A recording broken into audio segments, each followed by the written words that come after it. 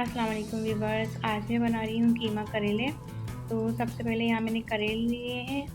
इसकी मैं skin remove कर दूँगी सबसे पहले, फिर इसका बीज निकाल के अच्छे से साफ़ करके इसको यहाँ पर इस तरह फिर हम कटिंग करेंगे। इस तरह इसको कटिंग करना है छोटे छोटे पीसों में। हाँ, इस तरह इसको कटिंग करके इसको आधे घंटे के लिए पानी में भिगो के फ्रिज में रख देना है।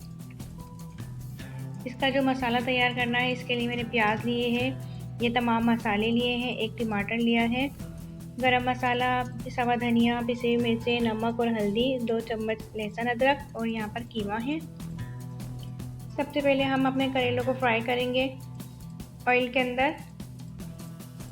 अच्छे से फ्राई करना है इसको ऑयल के अंदर, जैसे ये क्रिस्पी हो जाए, बिल्कुल ब्राउन से हो जाए, इस तरह हमें इसको फ्राई करना है ऑयल के अंदर तेज़ आंच पे।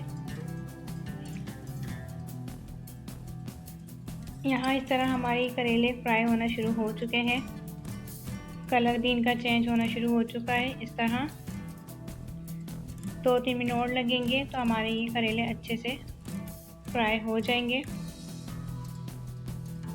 और क्रिस्पी हो जाएंगे। अब मैं इनको निकाल दूंगी ऑयल में से। अब उसी ऑयल में सबसे पहले हमें डालनी है प्याज। अपनी प्याज को फ्राई करना है इसमें।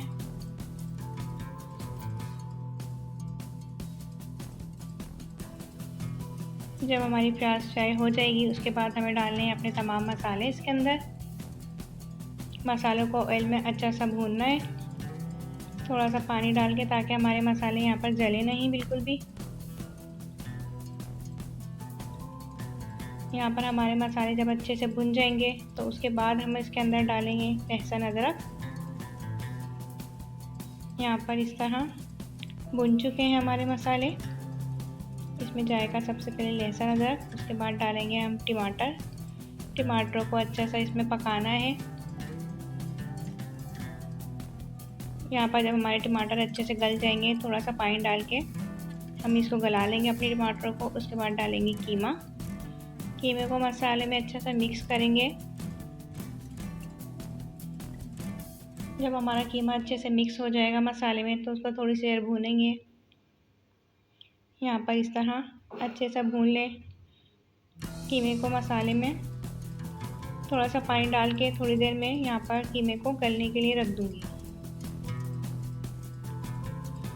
थोड़ा सा पानी ऐड करना है बस। इस तरह यहाँ पर कीमे को गलने रख देंगे। यहाँ पर हमारा कीमा भुन चुका है और गल भी चुका है। इसके बाद हम डालेंगे यहाँ पर करेले, जो हमने पहले जो फ्राई करके रखे हुए थे, बस वो इसको अंदर मिक्स कर देंगे। हरा धनिया और हरी मिर्चें इसके अंदर डाल देंगे ऊपर से।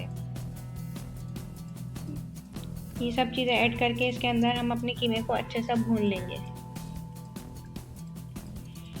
कीमा भूनने के बाद 10-15 मिनट इसको रखना है दम पे। उसके बाद हमारा कीमा हो जाएगा अच्छे से रेडी बिल्कुल